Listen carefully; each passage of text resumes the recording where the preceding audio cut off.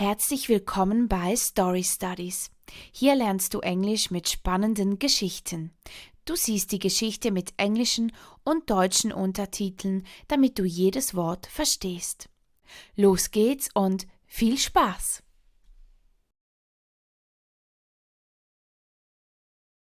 Dark clouds ominously fill the Los Angeles sky, casting the city of angels in a shroud of gloom. The lakeside apartment complex in Echo Park appears even more grim than usual underneath its shadows. Nick and Josie, best friends since childhood, pull up to the building in a huge moving truck. After a day and a half of driving, their moods are a match to the bleak weather. We better hurry up. It looks like it's going to rain. We're not in Washington anymore. The sky is just hazy from forest fires. I know what rain clouds look like, Nick. She turns off the truck with a sigh. Just give me a moment to check my messages before we start moving everything. Fine, but don't take too long. Josie hops out of the truck and slams the door harder than she meant to.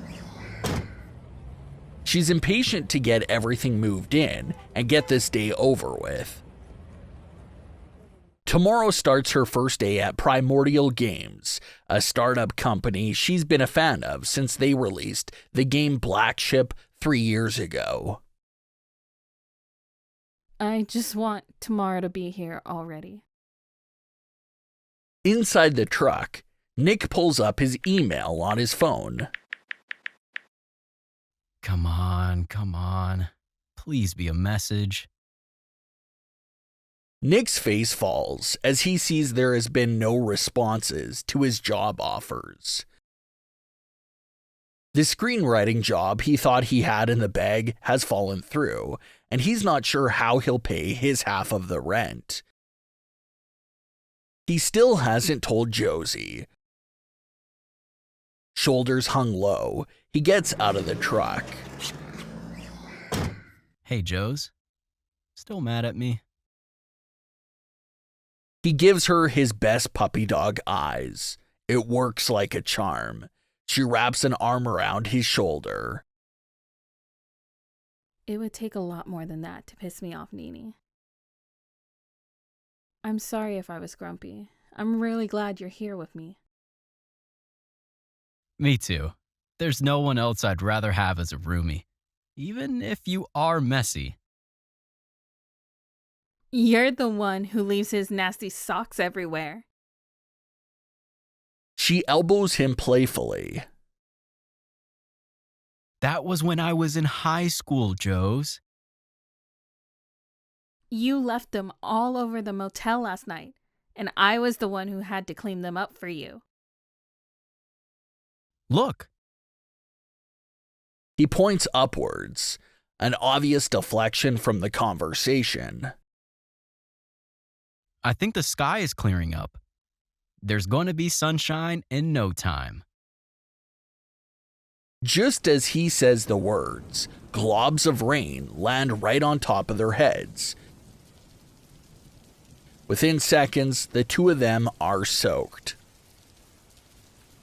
What were you saying? Good thing I'm not a weatherman. Let's hurry up and move everything before we get sick. They run over to the back of the truck and open it. Let's take up all the boxes and we'll get the couch and mattress last. Sounds good. It takes 7 trips to haul their boxes to their apartment on the 5th floor. By the end, Josie and Nick are doubled over by the truck and panting. I wish there was an elevator.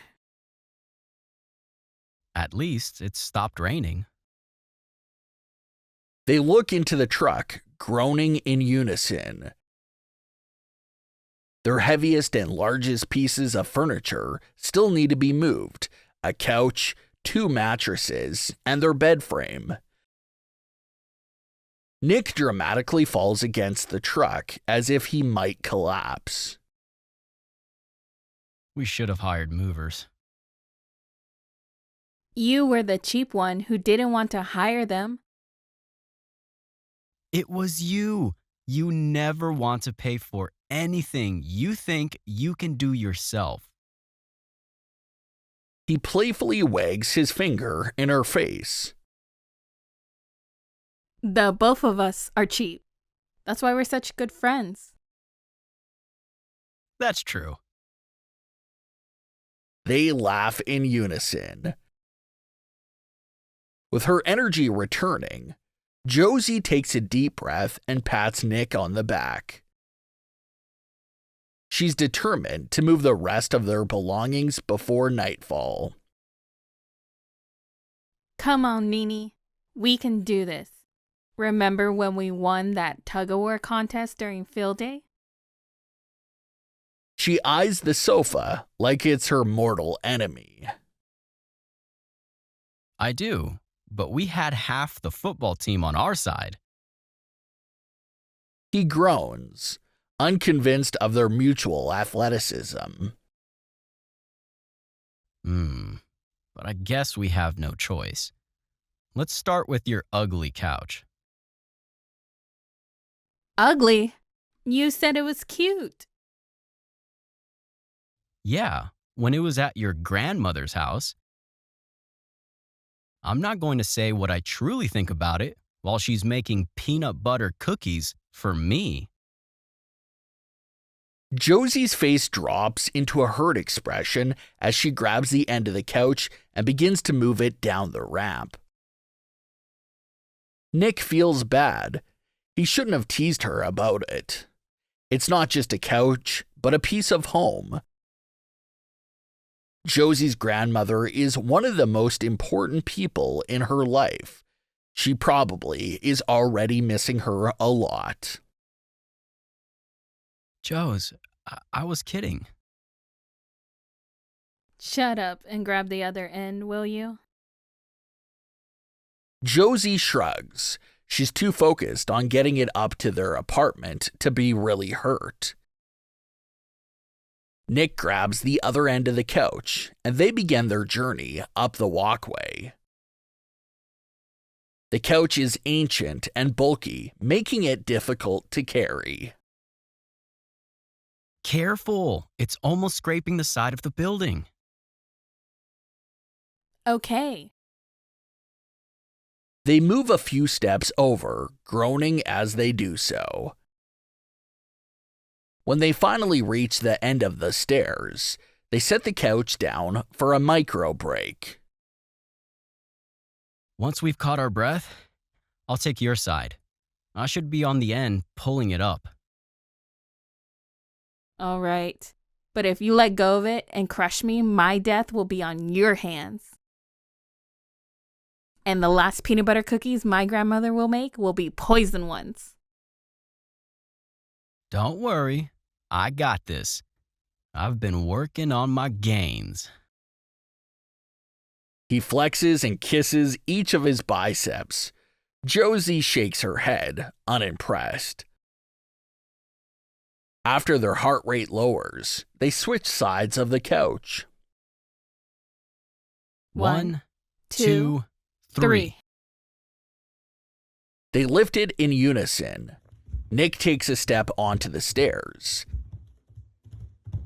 Feeling balanced, he moves slowly upwards. With their teamwork, they make up the first set of stairs. Should we take another break? I'm still feeling strong. Let's go up to the next floor. Okay. She would not have agreed so easily if she was able to see how red his face has turned or how his arms are shaking. Too many days of being cramped up in his room writing have made him weaker than he would like to admit, But from her angle, she sees none of that. Halfway there. His hands are sweaty and sore. He can feel his grip slipping. He won't be able to hold on for much longer. Josie, watch out! Nick screams as his fingers give away and he lets go of the couch completely.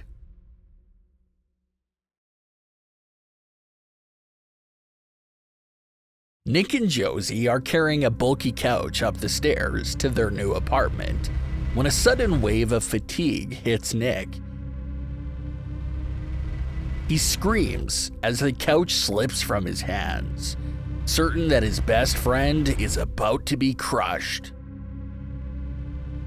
No! Out of nowhere, a beautiful woman swoops in and grabs it before it falls. I got it! Nick looks up at his savior, breathless and stunned. But there's no time to take in her radiant smile or her gorgeous curly hair. He grabs the end of the couch and together they move it to the 3rd floor. You saved me. Thank you. Of course! I can't let my new neighbors die before we have a chance to complain together about LA's terrible traffic or our awful landlord. Quiet! Nick and Josie laugh. Both are relieved nothing awful happened. What is the name of our savior?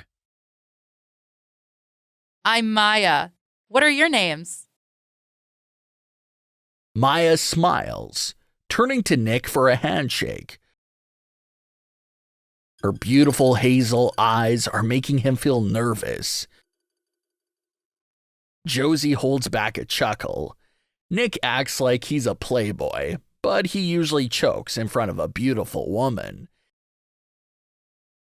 And Maya is certainly as beautiful as they come. I'm Josie, and she's Nick.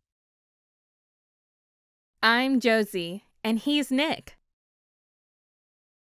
Everyone laughs, especially Nick, who is hoping Josie won't tease him about his lack of game later. Maya finds the mix-up very cute. Well, now that I've gotten your names in the right order. What brings you to Los Angeles? I just got a job as an artist for Primordial Games. That's sick! Black Ship is my favorite game. I'm still obsessed with its art style. It's my favorite too. It's the reason I wanted to work there. You'll have to let me know when something you've worked on comes out. I'll be the first in line to buy it. And what about you? I'm a screenwriter. Ooh, another artist. Did you write anything I might know? I'm working on it. I'm sure it will be great, whatever the two of you make. I've got a good intuition about these sorts of things. Nick and Josie smile. Maya's radiant energy makes it feel as if the gloom of the day is disappearing. You must be an artist yourself, too. How did you know? You've got paint on your hands. You're observant. I like that. Should we bring this couch up to where it belongs? Let's do it. With 3 people and a renowned sense of energy, they move it up the remaining 3 flights of stairs in no time. Here, we are apartment 502. She unlocks the door and holds it open, so that Maya and Nick and pass through it with the couch. No way! I live right across the hallway in apartment 501. Needing a moment to rest, the three of them plop down on the couch.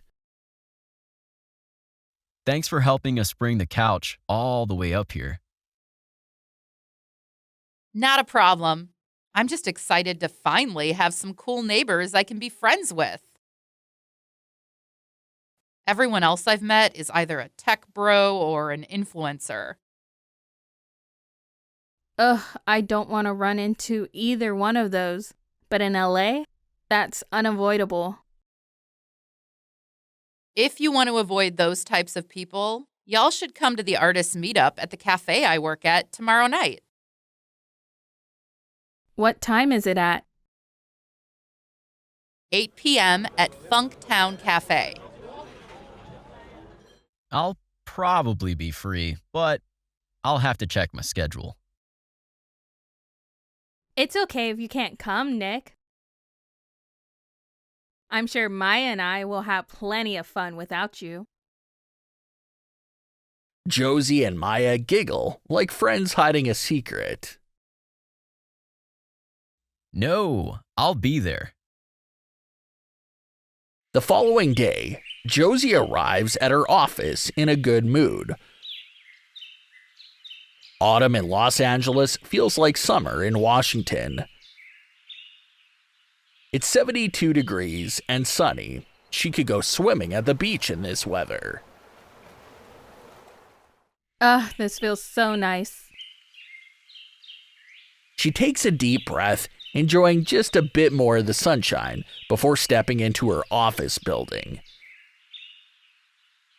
Inside, it's not as shiny and big as it is in the Hollywood movies, but she's so excited to be here, it doesn't matter. After getting her pass from the security desk, she heads towards the elevator. Hold it for me, please. Leaning against the back wall of the elevator is a woman with short red hair and an effortlessly street style that shows off her tattoos covering her arms. She looks so cool, Josie thinks, as she waves at her. The woman doesn't move but stands there coldly, staring at Josie as the doors close right in her face. Guess everyone can't be as nice as Maya. With traffic and having to wait for the next elevator, she arrives a whole 10 minutes later than she had planned to. To a perfectionist like Josie, that's an eternity. As soon as she enters the office, her boss on comes up to her. He does not look happy. Josie, you're late. Oh, sorry. There was a lot of traffic and... I'm just teasing you because it's your first day. We're pretty lax here as long as you get the work done. Oh, got it. Even though her boss was just teasing her, she continues to feel embarrassed. She doesn't know how these startup companies work, and she already feels out of place. It's nice to finally meet you in person after all those Zoom interviews. Come on in. I'll introduce you to our lead artist that you'll be working with. Since we're a small company, it's only the two of you on the team. As he leads her closer to who she'll be working with, a knot in her stomach forms. She recognizes the short red haircut and the vivid tattoos of the person sitting at the table. This is Harlow. She'll be your lead, mentor, teammate, and, hopefully, new best friend. Hello. And Harlow, this is Josie. You two are both amazing artists. I'm sure you'll get along. On walks away, totally unaware of the building tension. Hi, nice to meet you. I loved your work on Black Ship. She sticks out her hand, but Harlow doesn't take it. That's what everyone says, but it's my least favorite game I've worked on. I was a rookie then, so the lead artist made all the big creative decisions. There are a lot of things I would have done differently if it were up to me. Oh, Josie stands there awkwardly. She's sure whatever she says to Harlow in response will be taken in the wrong way. Sit down. I'll show you what we're working on this week. While Josie is being briefed, back at the apartment, Nick is yelling at the television. He was supposed to be looking for jobs today, but instead has been playing the video game Black Ship for hours. All around him are fast food wrappers and cans of energy drinks. Oh no, ship down. I'll have to use my last time warp. In the hallway, Maya is leaving her apartment to take her dog Felix for a walk. He's a big fluffy mutt whose curiosity always gets the better of him. When he hears Nick's frustrated sounds, he assumes that he must be in danger. He tugs himself out of Maya's grip and races towards Nick's and Josie's place. Felix, no! Felix leaps onto the door, swinging it open. Maya is not that far behind, but her dog is much faster. He runs into the apartment and jumps right onto Nick.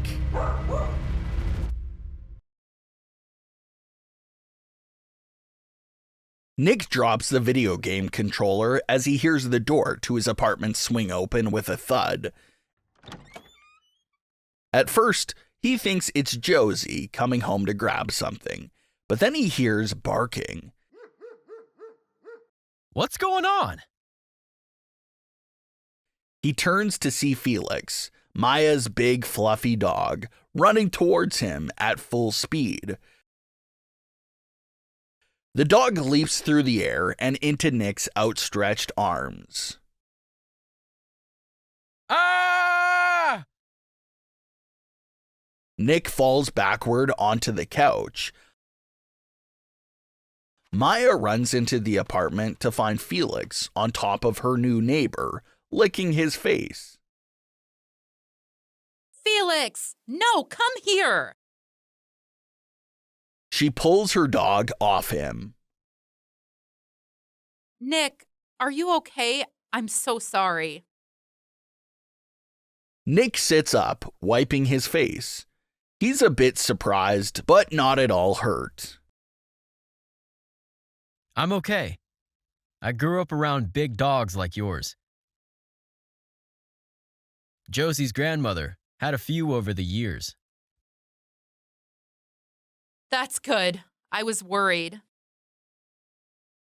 She looks around, noticing the mess of fast food wrappers and empty cans of energy drinks. That's all me. He scrambles to put the trash into one pile. He doesn't want Maya to think he's a slob. Don't worry about it. I won't tell Josie. Thanks. She thinks I'm hard at work right now, like she is. Felix pushes against Maya's arms. If she doesn't take him for a walk soon, he probably will make more of a mess of the place than Nick already has. Want to go for a walk with me and Felix in the park and talk about it? Yeah, let's get out of here. The trees in the park have just begun to change color. Brilliant orange and red leaves peek out from among the green ones. The air has a cool, crisp quality to it, despite still being very sunny and warm. Maya lets Felix off his leash. As he runs through the park, she and Nick follow slowly behind. When do you head to work? In a few hours. I've got the evening shift because of the event. What about you? Want to tell me about why you are playing video games instead of writing? I had the job of dreams lined up before I got it here. I was going to be the lead writer on a sci-fi series, but the backing fell through. Oh, I'm sorry to hear that. It's not uncommon for a project to end before it even starts in Hollywood, but I wish I hadn't bragged to everyone about it. I feel like such a failure now. I'll probably never get another opportunity like that again. I know it feels like that, but the reality is far from it. Just being hired for a project of that caliber, whether it was made or not, shows they already believe you have the skills and talent to do the work. Which means you'll be hired again for another project in the future. And in this city of thousands of opportunities and dreams, I'm sure it will happen soon. He nods, taking the words in. Her optimism is contagious. Thank you. I needed to hear that. I was starting to feel like I made a mistake coming here. Definitely not. I think you are meant to be here. You and Josie both. He blushes, becoming suddenly aware that they have been just talking about him for so long. Enough about me. I know you're an artist too. I bet your paintings are hanging in a gallery somewhere nearby, and you've been too humble to tell me about it. Maya laughs, wishing that was the case. People always assume she's a successful artist, despite still working in a cafe. Maybe it has to do with the way that she carries herself. No, the only place my artwork has been displayed is on the walls of my workshop and at my parents' house. I've been too shy to show it to anyone else. That's surprising. We'll have to do something about that. What do you suggest? You could show me and Josie for starters. We both know how vulnerable it feels to share that part of yourself with someone else. How it feels like you're baring your soul to them. Maya looks at Nick, feeling completely seen by his words. It's true, her soul is in her artwork, and that's why she's been so afraid to share it with anyone else. Just as she's about to agree to show them her paintings, she hears Felix barking. They look to see him chasing a cat right up a tree. Felix! No! Night. The streets of Los Angeles are aglow with millions of lights and billboards. Something exciting is always happening in a city like this. Nick and Josie enter Funktown Cafe, full of energy and ready to mingle.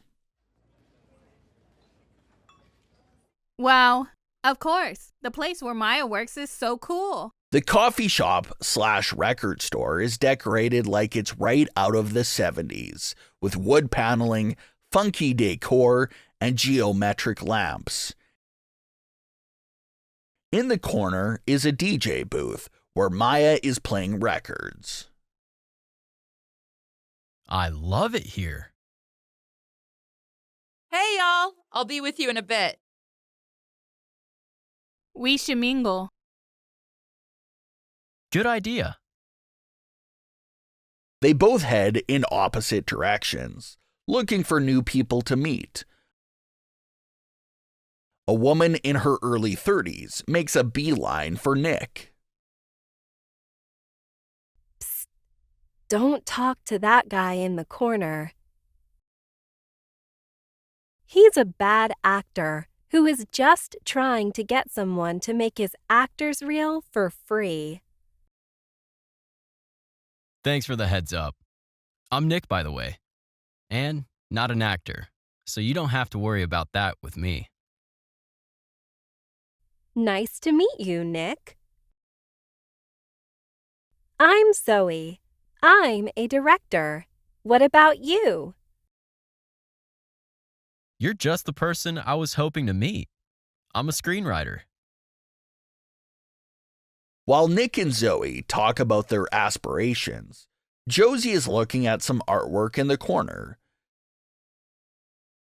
She talked a big game before they arrived about networking and making new friends, but she's too tired from her long day at work to talk to anyone new. Maya notices her off by herself and gets her coworker to take over the music. See something you like? No, these are very cheesy. Oh, you don't think a woman in a miniskirt riding a lion with money symbols in his eyes is high art? They both laugh. Maybe I just don't have the LAI yet for these sort of things. If that's LA taste, I hope neither of us ever gets it. I was looking around for some of your paintings, but I don't see any hanging up. You won't find any. I've never displayed any of them here or anywhere else in public. You should do it. I've got a good intuition about you as an artist, too. I just might, but only because you and Nick are so encouraging. He already talked me up a bit today when we went for a walk in the park. Oh, sounds like the two of you are getting close. Maya looks away, hiding her blush. Josie finds it cute that someone so seemingly confident can get shy about matters of the heart, too. Where is Nick anyway? Should we see what he's up to? Let's go. Josie takes Maya's arm and pulls her towards Nick. He is still talking to Zoe and unaware of them approaching. We should collaborate on something. It sounds like we have similar visions of what we want to create. I'd love to, but the first thing I need to focus on is getting a job. I'm not even sure how I'm going to pay my rent. Josie's mouth drops open as she overhears him say this. He's supposed to be working as the lead screenwriter for a sci-fi show. With that salary, he should be able to easily pay his half of the rent. Did he lie to her? Nick, what are you talking about?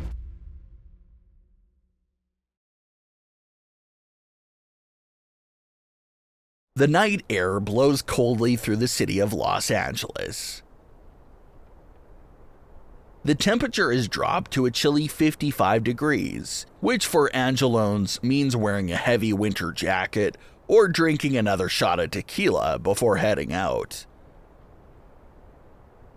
Though neither Josie nor Nick has noticed the drop in temperature as they argue outside a funky town cafe. Especially not Josie, who tends to overheat when she gets angry. Nick, why did you keep losing your job a secret from me? It's not a big deal. I was going to tell you eventually. When? After you told the entire city about it first? Josie, it's not like that. Isn't it? Maya knows, and so does this random person you met tonight. I'm your roommate and your best friend. You should have told me the truth. I could have helped you. Josie shakes her head. Since they became best friends in middle school, they promised to never hide anything from each other. Maybe it was silly of her to think that their friendship would never change.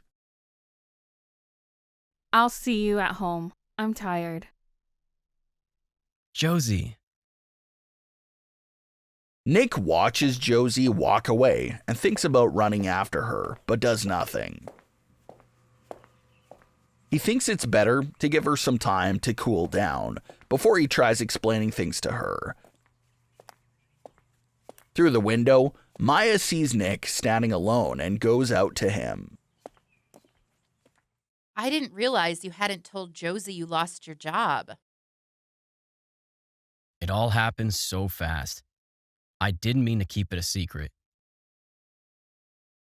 I thought I'd be able to find another job before we got to Los Angeles, and then I'd tell her what happened. Nick sighs, wringing his hands. He's made such a mess of things.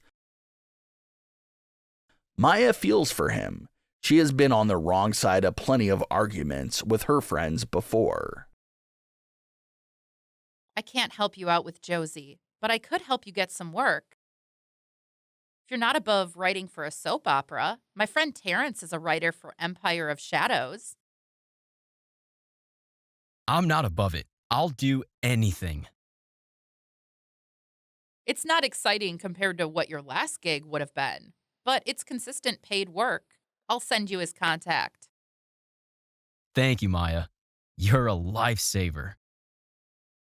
Thank me after you've been working there for a month.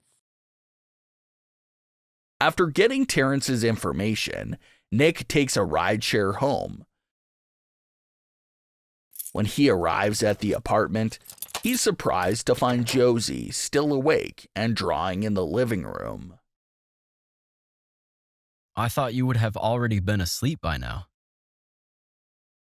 You know I can't sleep after a fight with someone.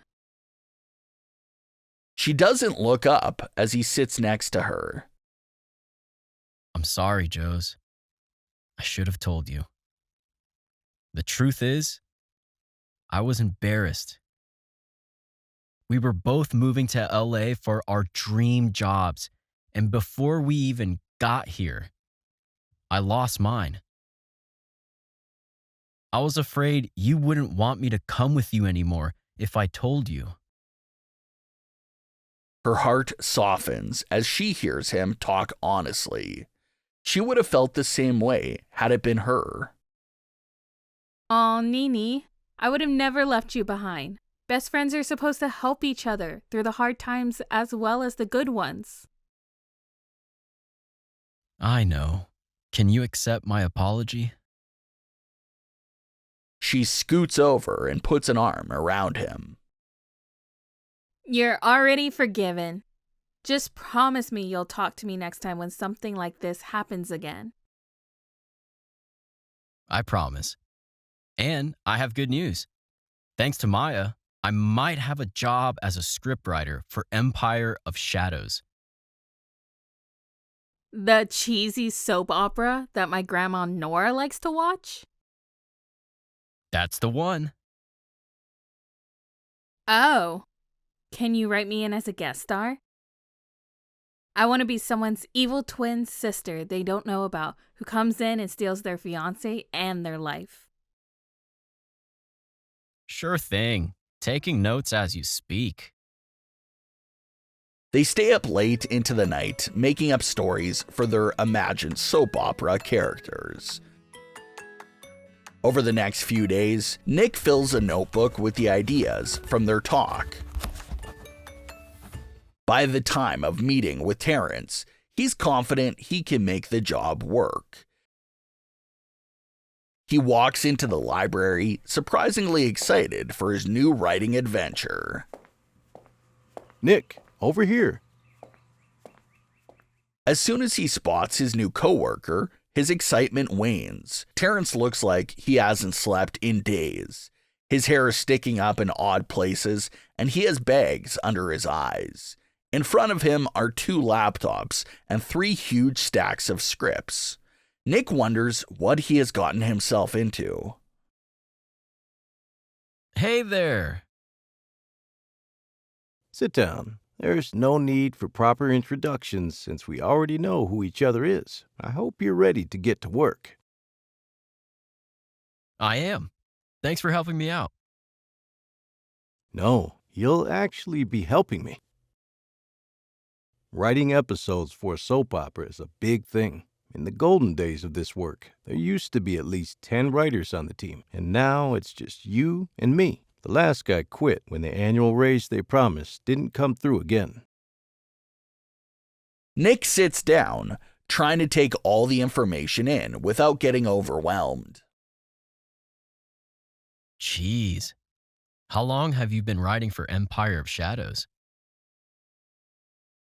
It's been 5 years now. It was supposed to be a part-time thing while I looked for other work, but I've been stuck here ever since. He pushes a huge stack of scripts in front of him. Start reading. You've got 30 minutes to catch up. We've got a rewritten script due at 4 since one of the leads just quit again. Nick doesn't bother asking why and begins to frantically speed read. While he is getting his fill of evil stepmothers and backstabbing henchmen, Maya is wiping down tables at the cafe. Only 2 more hours to go. In walks her favorite customer, a big goofy guy with a heart of gold. How's my baby girl doing? Dad, you said you weren't stopping by this week. I wanted to surprise my favorite youngest daughter. She laughs, hugging him. Her mood is instantly lifted. Josie walks into the cafe just in time to catch the sweet family moment. Maya, this must be your dad. The family resemblance is striking. You two have the same smile. Josie, you're right. This is my dad, Dion. And Dad, this is my new friend, Josie. She lives in the apartment across from mine. Nice to meet you, Josie. It's not often that I get to meet a friend of my daughter. Nice to meet you too.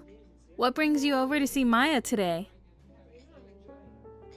Her mom and I were cleaning out the office, and we found some of her old painting sketchbooks. I thought it would be fun to show her, and since you're here too, you can take a look as well. He takes them out of his bag, but Maya grabs them before Josie can take a look.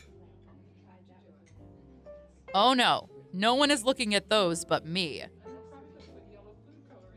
Why not? It's the first step in getting you out of your shell. Remember we talked about showing your art to the world? Not the stuff I made in high school. These notebooks are probably full of embarrassing paintings. It can't be that bad. I'll show you what I made in high school later too if you want. Josie steps forward to grab the notebook, but Maya dodges her. Come on! Now you're making me want to see even more. Laughing, Maya runs around the other side of the table. Josie chases her and grabs at the notebook harder than she meant to. They go flying through the air, the pages scattering across the cafe. Josie! Oh no!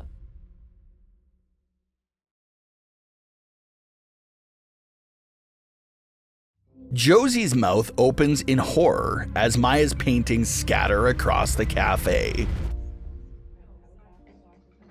She hurries to pick them up along with Maya and her dad. This is so embarrassing. I didn't want anyone to see them, and now everyone is. Maya, I'm sorry. I didn't mean to throw them everywhere.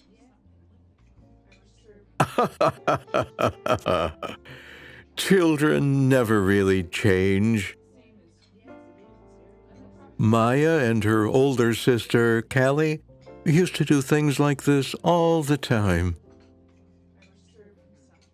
I still remember when they were fighting over a teddy bear. They pulled so hard at each end of the thing that the head came off, and the stuffing went all over the living room. Dad, that story is not helping. As Josie carefully picks up the paintings, she can't help but look at them.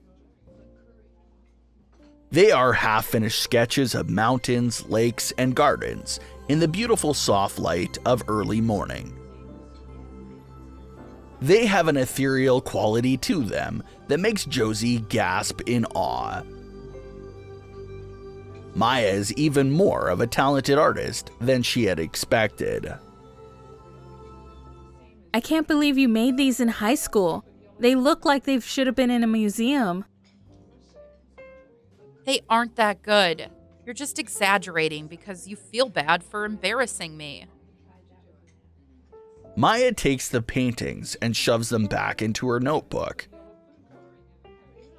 Despite receiving nothing but praise from her parents and her teachers for her paintings, she has always been overly critical of her artwork. She knows what true greatness looks like in art, and she doesn't believe she has it, at least not yet. I'm being sincere. Do you think I'm the kind of person who would lie about something like that just to make someone feel better? No, I don't. So, trust me when I say it's truly amazing. I wish I could paint like this. If you think that's amazing, you should see the painting she made for our living room. I've received so many offers on it, but I'll never sell it.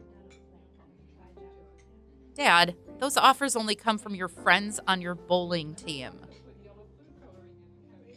They say that bowlers have the best eye. Someday that painting will be worth millions of dollars. I'd love to see any of Maya's recent art. Or better yet, I'd love to paint with her. It would be so cool to see how she works. You two should wake up early tomorrow and paint the sunrise. Maya used to love doing that when she was in high school. Josie's face lights up with excitement. It would be so relaxing to paint just for fun without the judging eyes of her coworker Harlow behind her. I love that idea. Can we do it, Maya? Please? Josie gives Maya her best puppy dog eyes. She is such a softie that they work instantly. Okay. I have tomorrow off anyway. Yay! Let's go to the art supply store once your shift ends. Okay, I'm off at 8. Josie hangs out at the cafe, drinking pumpkin spice lattes with Dion until her shift ends. Time goes by faster for Maya as she listens to them talk. Her dad loves nothing more than having a good chat with someone. I'm ready to go. My coworker Finn is going to close tonight. These drinks were delicious, Maya, but I'm going to be up all night now. I'm sure the caffeine will wear off by the time you get home. Give Mom a hug for me. I will. See you later. You two have fun. Bye, Mr. Carter. The moon hangs low in the sky as they walk out to Josie's car. It is a much warmer night than yesterday, so neither of them is wearing their jackets. But Maya still turns up the heat after they get into the car. Hope you don't mind. I'm a Cali girl after all. Not at all. The drive to the art supply store is a short one. Maya runs from the car into the store, not wanting to get cold again. Josie follows after her. Inside the shop is like a mini warehouse with long rows of art supplies from all over the world. Wow, this place is huge. I don't know where to start. Let's start with brushes. Do you have them? Not where I know where to find them. Okay, here's a 5-piece set for $5.99 or a nicer 10-piece set for $15.99. Since I'm just doing this for fun, let's go for the cheapest option for everything. Got it. She throws the cheaper option into the basket. They go down a few aisles to the paint section. What kind of paint do you like to use? Watercolor, acrylic, gouache? I used to paint with gouache, but I want to try something different. This watercolor set of paint is only $8. Perfect. Put it in the basket. Great. I'm going to go grab a few tubes of white gouache since I'm almost out, and then all that is left are the canvases. When they are done, their shopping total is under $30 for them both. They leave the store excited to put their supplies to use. The next morning, it is still dark when Josie, Maya, and Nick pull up to the beach. It's so cold. I can't believe you two talked me into this. I'm not even going to paint. I told you to wear a warmer jacket, but you said that you're from Washington and didn't need it. I'm sure it will warm up as the sun rises. And besides, it's good for your writing to get out and see the world. You can't just stare at a computer screen all the time. Says the person who is always staring at her tablet. Let's go. The sun is starting to rise. They look up to see the sun peeking out from the horizon. The darkness is dissolving into soft pink, orange, and red. Grabbing their supplies, they hurry down to the beach. They set their easels down a good way away from the shore. This is exciting. I haven't been out painting in nature in so long. It is for me too. I've only ever painted sunrises from photos. They fall into silence as they start painting, leaving Nick alone with his thoughts. He's happy to be here on the beach with them instead of hunched over in the library, writing another scene of a presumed dead person coming back to life. You all right over there, Nick? You're doing a lot of sighing. Just trying not to think about work. It's that bad, huh? No, it's, interesting. I'm learning a lot very quickly. He hates it. He's been complaining about it every night. It's not that bad. You don't have to lie to me. We all know it's just a job you're doing for money, not because you love it.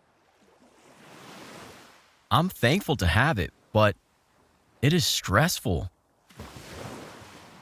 We're constantly having to rewrite scripts because of one reason or another. I have no idea how Terrence has been able to do this for 5 years. I don't know how he does it either. What about you, Josie? I don't think you've mentioned your job once since you started working there. That's true. You haven't said anything to me about it either. Josie pretends to be too absorbed in her painting to answer. She doesn't want to ruin the beautiful morning by bringing up work stuff. Harlow has only gotten meaner as the days have gone by. She rejects all her ideas and treats her like she's a rookie with zero experience. Josie, remember we promised not to hide things from each other? A few drops of rain splatter across her canvas. I think I just felt a raindrop. Don't try to distract us.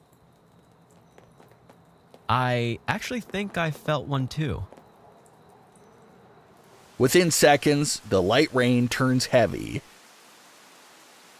A gust of wind blows across the beach, knocking Josie's painting from the easel. Her paintbrushes spill across the ground. Whoa! I've got it. He runs to grab the painting, while Josie and Maya quickly pack their stuff away.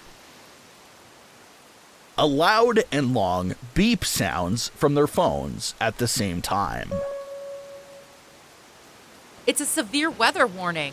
Looks like a storm is about to hit this beach.